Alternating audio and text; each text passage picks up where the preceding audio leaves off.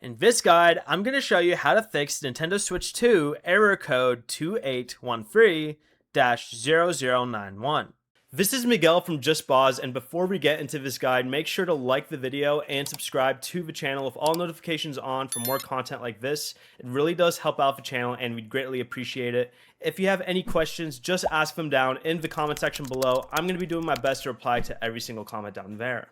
This error occurs when a credit card transaction can't be completed in the Nintendo eShop and usually indicates a temporary problem during the transaction process.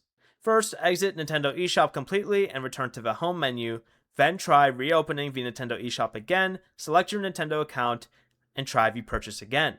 If you still get error code 2813-0091, Nintendo says it may be caused by a temporary service outage. In that case, just wait a while and try the transaction again. Before you leave, remember to like the video and subscribe to the channel with all notifications on for more content like this. It really does help out the channel and we'd greatly appreciate it. And if you did have any questions, just ask them down in the comment section below. I'm going to be doing my best to reply to every single comment down there. Peace.